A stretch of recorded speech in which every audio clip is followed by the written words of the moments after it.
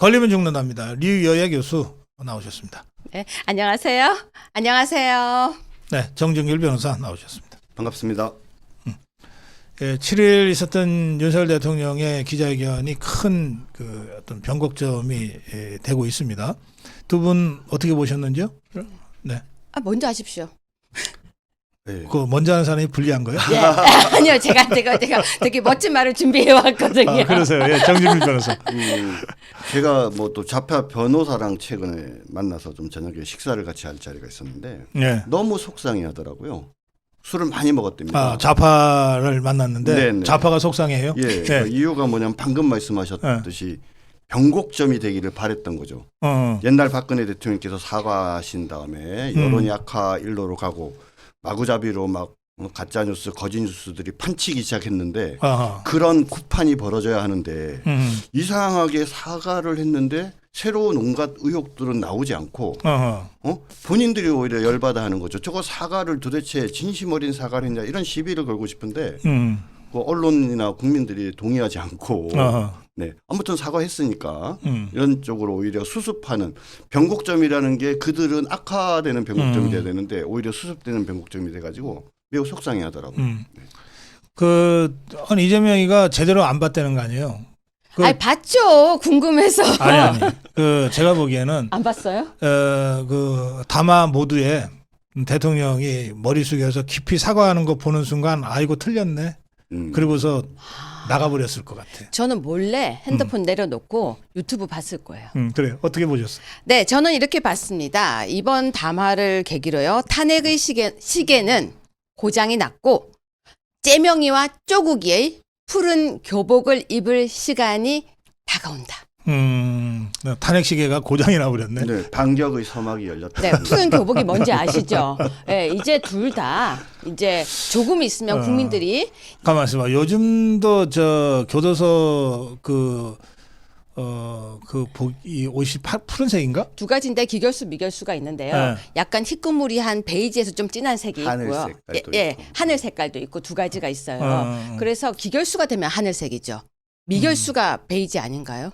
그 기억을 빨리 떠올려 주세요. 하늘 글쎄 잘 모르겠네요. 그러니까 기결수 미결수가 있는데 어쨌거나 푸른 옷은 입어야 돼요. 그래요. 네. 알겠어요. 저것들이 좀 초조하겠네. 아니, 시계 가는 소리가요. 참 초조한 소리거든요. 왜 째깍째깍인데 언제 그 시계를 많이 쓰냐면요. 홈쇼핑에서 물건 팔 때요. 자, 지금 3분 남았습니다. 째깍째깍째깍째깍 이러면 사람들이 갑자기 막 버튼을 누르거든요. 네. 전 지금 이제부터 난리가 날 거라고 생각합니다. 왜 우리 군대 생활하면 거꾸로 매달아도 국방부 시계는 간다 뭐 이러면서 하루하루 지우는 재미가 있잖아요. 네. 그 제가 국방부 시계는 진짜 거꾸로 매달아도 가더라고요. 그 뭐 어느덧 저 말년병장 되고 제대가 되던데 제가 감옥 한 2년 살아봤잖아요. 그 이제 감옥도 뭐 거꾸로 매달아도 교도소 시계는 간다 생각하고 갔는데 안 가더라고요. 시계가 달라요. 그 시계는 안 가. 그 시계는 안 가요. 그런데 지금 이제 저는 보니까요. 두 사람이 그 시계가 가는 게 너무 싫어서 온갖 발버둥을 다 치잖아요. 그런데 박사님 사실은요. 본인이 자충수를 뒀어요. 지난주에 그렇게 했잖아요. 5만 명이 모이면은 유죄다 무죄다 했잖아요. 결정이 나버렸습니다. 잘 세봤죠? 셀 필요가 없어요.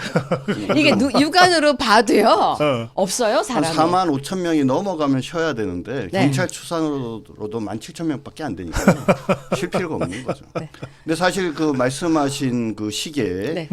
겉으로 보기에는 우리가 계속 이재명 얘기를 하고 있지 않습니까? 조국이요, 제가. 네, 근데 이재명은 사실은 시간이 길어요. 아직도 확정 판결이 날 때까지. 그런데 조국은 지금 항소심에서까지 실형이 났고 대법원에 사실은 네. 이제 판결이 눈앞인데 하는 사이에 아마 이제 12월 가기 전에 판결이 선고될 가능성도 있다라고 봅니다. 그래요.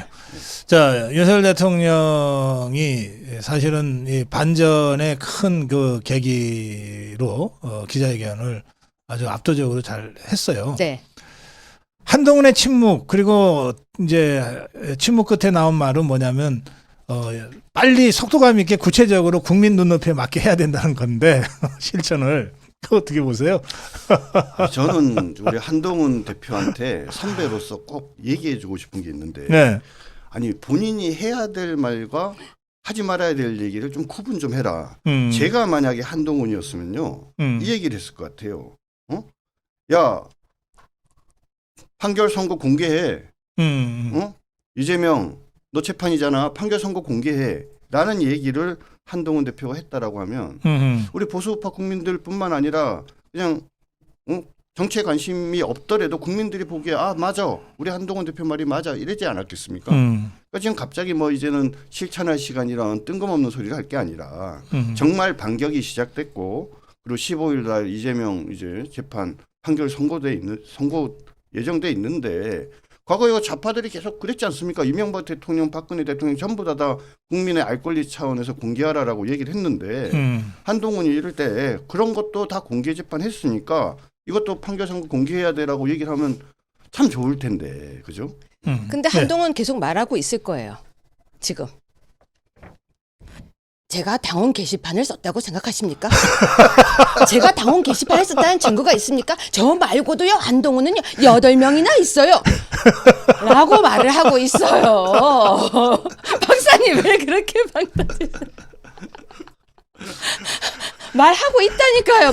사람들이 자꾸 왜 동훈이는 말을 안 하냐고 하는데 제가 말 안 한다고 생각하십니까? 저 계속 말하고 있습니다.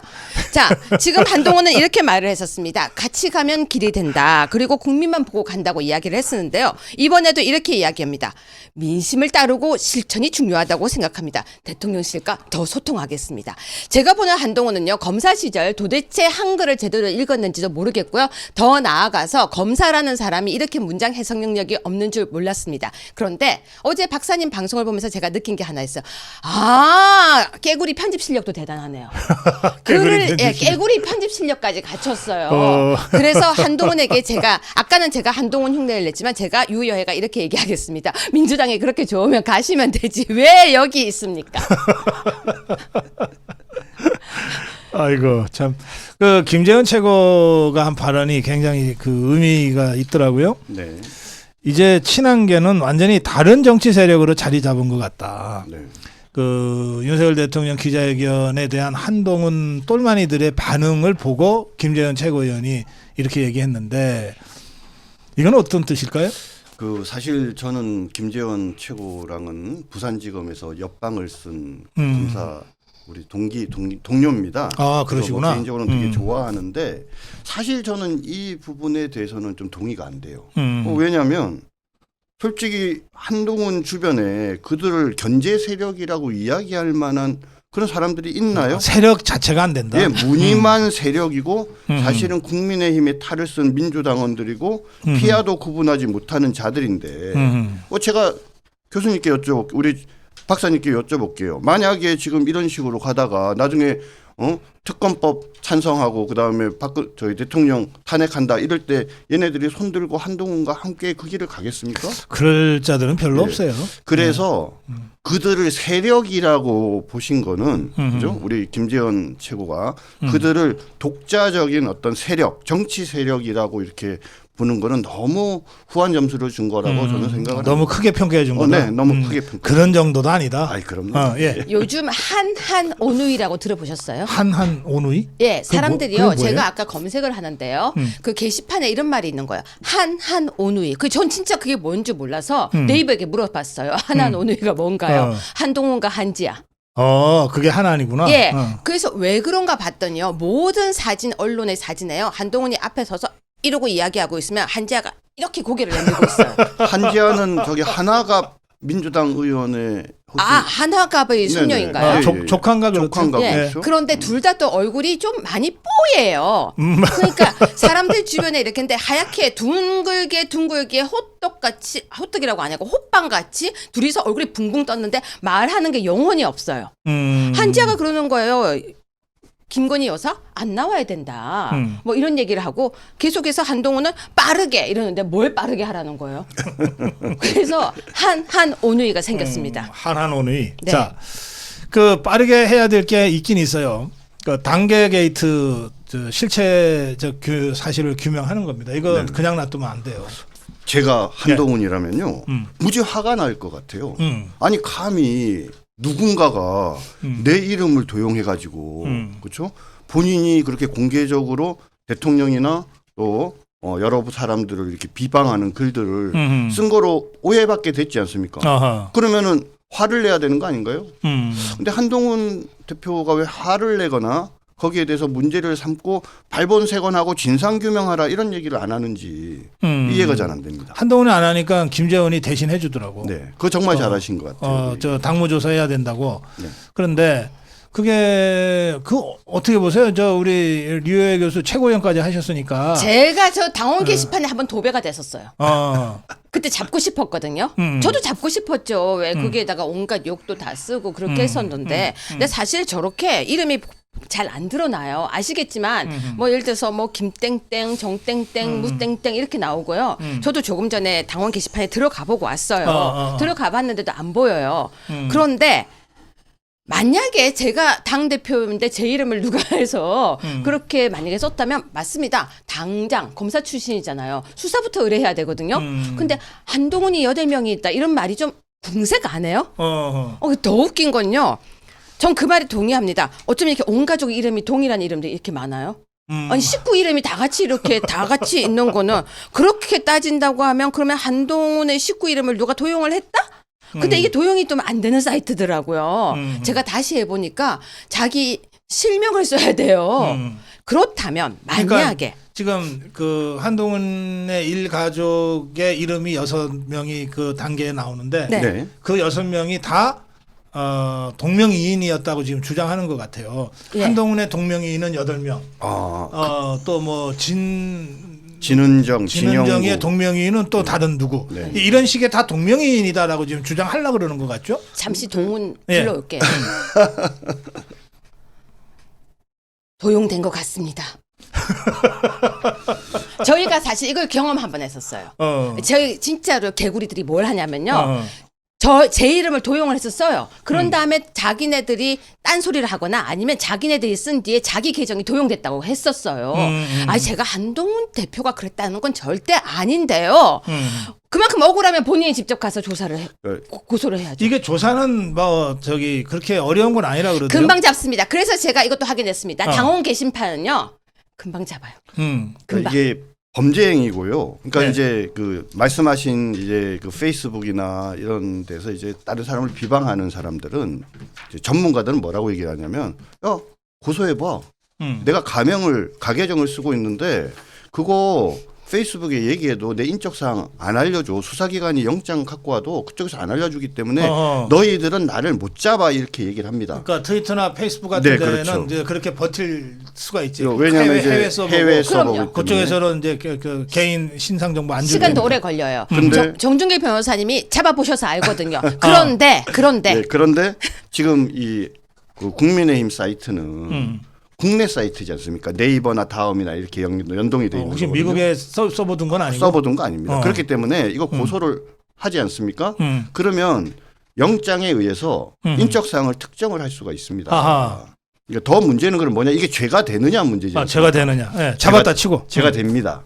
제가 돼요? 네, 바로 스토킹 처벌법 위반에 해당합니다. 아하. 죄 커요. 예, 스토킹 행위라는 것은 상대방의 의사에 반해서 정당한 이유 없이 어떤 행동을 해서 상대방에게 불안감이나 공포감을 일으키는 건데요.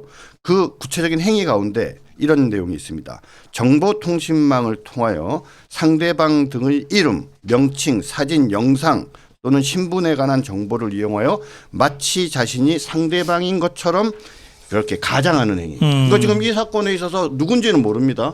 만약에 한동훈이라면은 뭐 말할 것도 없고 그거는 본인이 책임져야 되고 누군가가 한동훈인 척했다라고 하면 바로 이 사항에 상대방 한동훈인 것처럼 가장하는 행위에 해당하고요.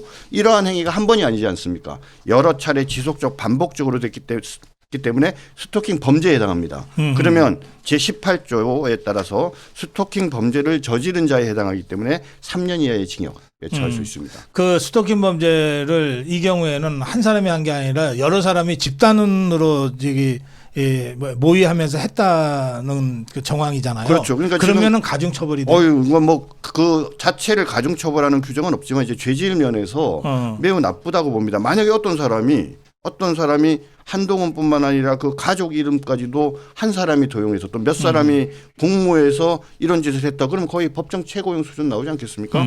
제가 보기엔 구속되고도 남을 사건이고요.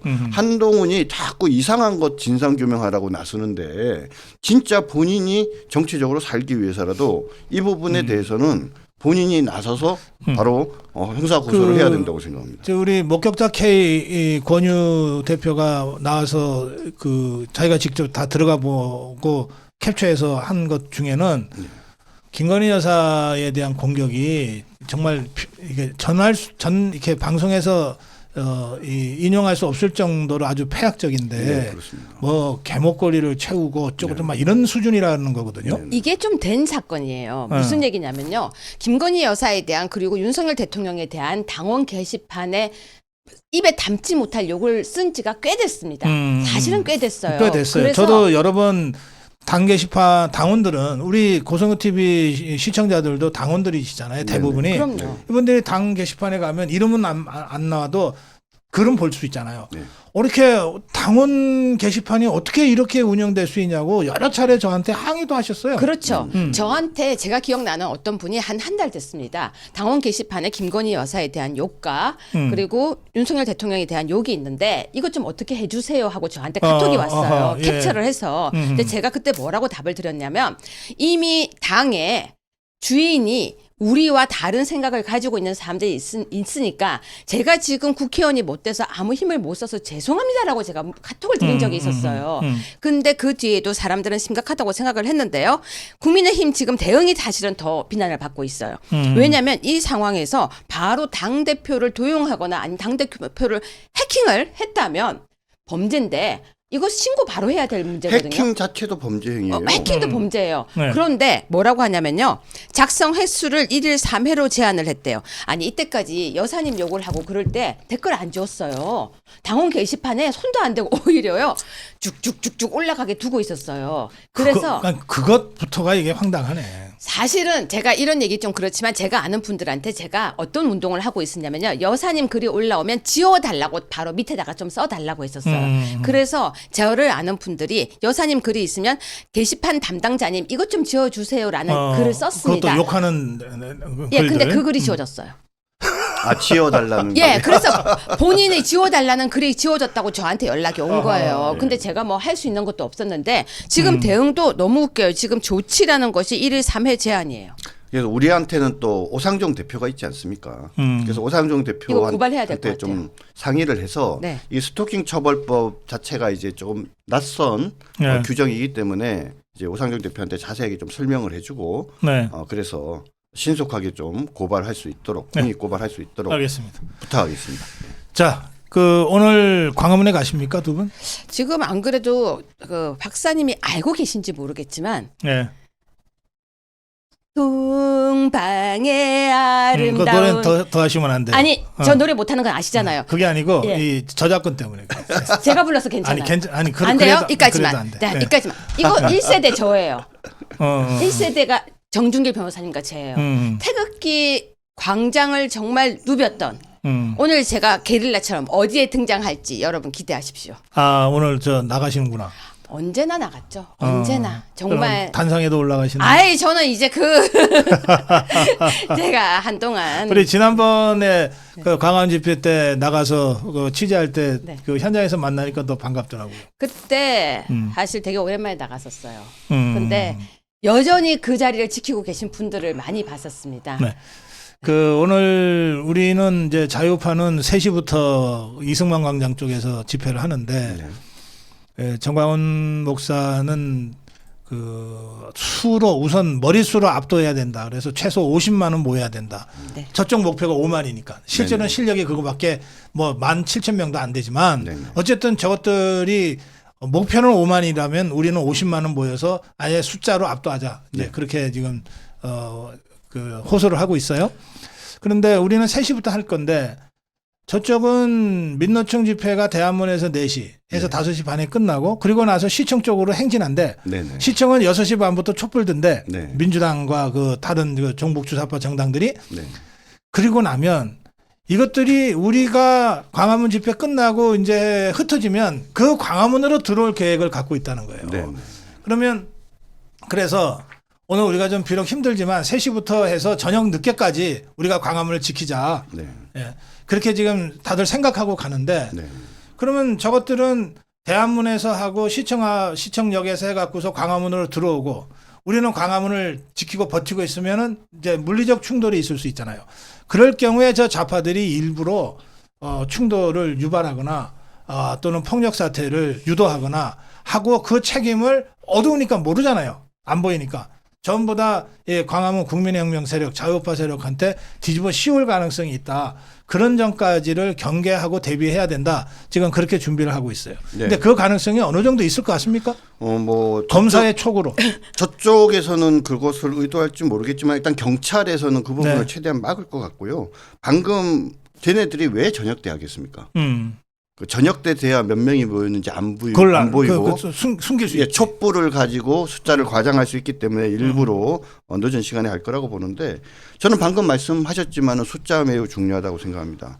기억하시는지 모르겠지만 지난 박근혜 대통령 탄핵 당시에 저들이 2016년 12월 3일 날 전국에 232만 명이 모였고 그다음 거기에 광화문에 100만 명이 모였다고 뻥을 쳐가지고 그러면서 분위기를 저쪽으로 이끌어갔던 적이 있습니다. 근데 실제로 그 당시에 박근혜 대통령 탄핵을 우려한 우리 애국 시민 세력들이 그때부터 이제 태극기를 들고 시청과 광화문에 나오기 시작을 했는데 2017년 3월 4일입니다. 그러니까 박근혜 대통령 관련한 헌법재판소의 탄핵을 바로 앞두고 열린 그 태극기 집회에서는 500만 명이 모였다고 얘기를 합니다. 그 실질적으로 당시 사진을 비교를 해보면 우리가 압도적으로 사실은 숫자가 많았는데 예. 이제 문제가 뭐냐 이미 2016년 12월 3일 한쪽으로 방향이 휩쓸리고 나니까 우리가 사람이 많이 모였는데도 언론에서 제대로 보도를 안 하더라고요. 그래요. 그래서 초장 싸움을 할 때 저쪽보다 우리 쪽에 태극기 애국 시민 세력들이 훨씬 많다는 것을 보여주고 그래서 그 다음에 그들이 광화문 쪽으로 숫자로 밀어올 때 결국 우리가 그것을 막아서는 다수였던 그 집회하는 사람들이 있어야만 한쪽으로 이제 몰리지 않겠죠. 알겠습니다. 네. 그런 측면에서 참 제대로 된 전략을 가지고 계신다고 생각합니다. 광화문 집회만 기억하시는데 여러분 조국 수호 서초 집회 기억하십니까? 네. 그때가 바로 똑같은 상황이었어요. 양쪽으로 밑에서 올라가고 위에서 내려오고 가운데서 딱 만나는 때였거든요. 그 당시에 저도 그 현장에 있었는데요. 여러분 기억하시는지 모르겠지만 저녁에 집회를 했어요. 왜 그럴까요? 촛불을 2개를 들면 2사람 머리처럼 보여요. 멀리서 보면요. 근데 제가 그때 그 당시에 제가 현장에 있었는데 초를 3-4개를 들어요. 한 사람이요. 초를 3-4개를 이렇게 글쎄 뭐 이렇게 모자 쓰고 머리에 꽃기도 하고 뭐 그러더라고요. 이렇게 예. 긴 짝대기에 2개의 초를 올린 다음에 가운데를 드니까 4개가 같이 움직이는 거예요. 거기다가 풍선까지 흔들어요. 머리 위에 풍선을 흔드니까 사람이 여러 명 있는 것처럼 저녁에 보이는데요. 속지 마시고요. 제가 그래도 긴 시간 동안 저도 광화문이라든지 조국 수호 집회도 나가서 봤던 사람으로서요. 이런 집회, 수호 집회하면 꼭 감옥 가요. 너무 특이해요. 그러네. 갱심이 시킨다고 그때 얼마나 했습니까? 갱심이 시킨다고 그 당시에 그렇게 제가 그 동네 살다 보니까 봤지만 아무리 해도 갱심이 감옥 갔죠. 조국 수호한다고 해도 결국 대법원까지 갔어요. 그래서 저는 참 이게 이상한 게 외국인은 또 왜 나와요? 아니 외국인은 남의 나라 거기에 와서 자기들이 외국인이 이거 들고 있는데 조국 수호 집회 때 제가 그 당시에 나갔다가 저 좌파들한테 진짜 저도 맞을 뻔한 적이 있었어요. 정말로. 근데 여러분 아셔야 됩니다. 그럴 때 핸드폰을 켜고요. 바로 동영상 찍으세요. 그러니까 같이 상대하지 마시고요. 공격해요. 저는 경험자예요. 저 진짜 때리려고 하더라고요. 근데 바로 제가 이렇게 동영상을 찍으니까 갑자기 하길래 말로는 제가 그랬죠. 이렇게 하면서 화면에는 말소리는 내면 안 돼요. 동영상에. 그렇게 했더니 여러분 말소리는 절대 내시면 안 됩니다. 여기에 말소리에 만약 욕이 들어가면은 안 되니까 왜 그러냐고 말은 입으로 하면서 이렇게 동영상으로 반드시 촬영하세요. 네. 위험한 순간 올 수 말씀 있어요. 듣고 보니까 그 최지영 목사 있지 않습니까? 샤넬백 얘기했던 그 사람 국적이 대한민국이에요? 아니라니까요. 외국인이에요? 그러면 외국인이네요. 대한민국 그러니까 미국이죠, 미국. 이런 사람들이 지금 집회도 나와요. 알겠습니다. 오늘 조심하셔야 됩니다. 예, 우리 저 리에 교수 마지막에 하신 말씀은 여러분들이 꼭 염두에 두십시오. 그러니까 우리가 지금 사실 정말 막 우라통이 터질 수밖에 없어요. 예, 그런 상황인데 너무 억울하니까. 그리고 저 종북 주사파 저것들은 아주 얄밉게 깔짝깔짝 화를 북돋아요. 맞아요. 그래서 폭력을 유발해. 네. 그리고 나서 저것들 다 촬영 준비하고 있거든요. 바디캠 예. 달고 있어요. 다 하고 있어요.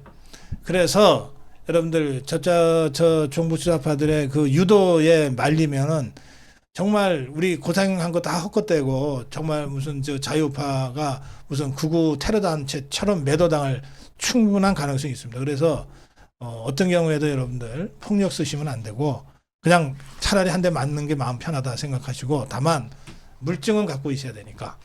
그리고 이제 다들 스마트폰 워낙 작동 잘 하시니까 본인이 그 상황이 되면 본인이 촬영하는 건 사실은 막 당황스럽고 막 이렇게 하기 때문에 쉽지 않아요.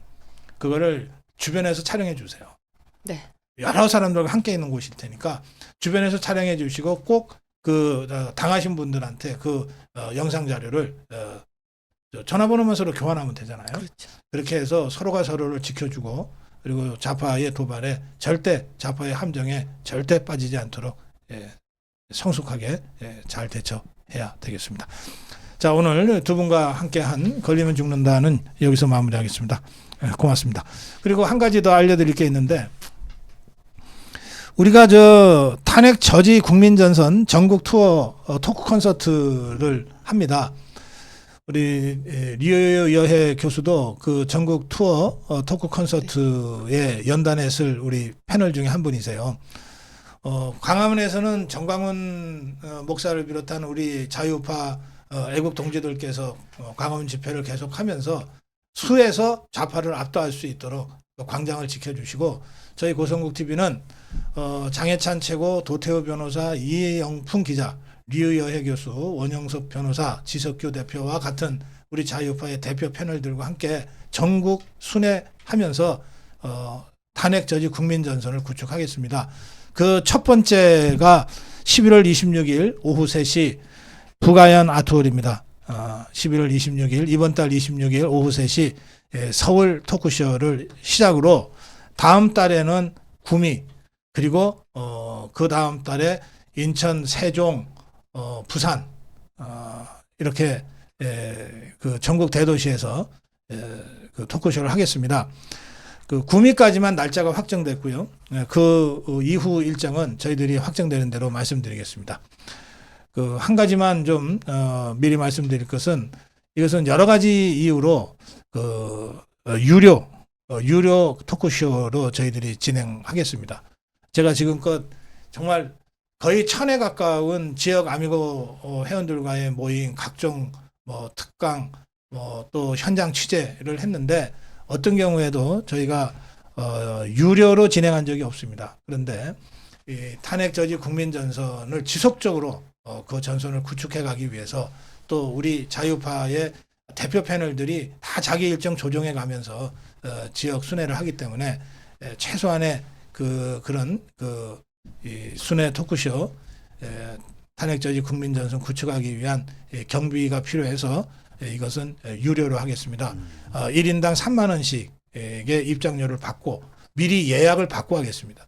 물론 현장에 오시면 뭐 예약 안 하셨다 하더라도 현장에 오셔서 입장료 내시면 어떻게든 함께 하실 수 있는 공간은 저희들이 만들어 드리겠습니다만 미리 주문하시고 미리 예약해 주시면 좋겠습니다. 예약은 모든 길이 통하는 고성범 본부장한테 해주시기 바라고 우리 류여애 교수가 이제 대표 패널 중에 한 분으로 함께 하시는데 그 각오를 한번 잠깐 들어보겠습니다.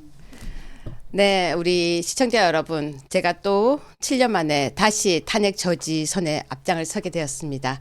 그때는 못 지켰습니다. 네, 그때는 못 지켰지만 탄핵은 없습니다. 탄핵은 무효라는 바보 같은 말이 아니라 탄핵은 없습니다. 예, 또 울컥하셨네. 이건 너무 슬퍼요. 류여애 교수가 아주 센 누나로 그 알려져 있는데 실제로는 이렇게 눈물이 많아요. 집행관. 너무 억울한 일이 많아서. 예, 그렇습니다.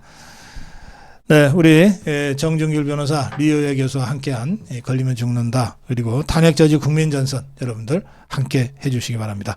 저는 오후 3시 광화문에서 여러분 만나 뵙겠습니다. 그리고 지금 당장은 파주에 있는 벙커 갤러리 11시부터 있는 아미고 회원 모임에 달려가겠습니다. 월요일 오전 7시 20분 KBS 정격시사에서 여러분 다시 뵙겠습니다. 자, 두 분과 함께 인사드리겠습니다. 고맙습니다. 감사합니다.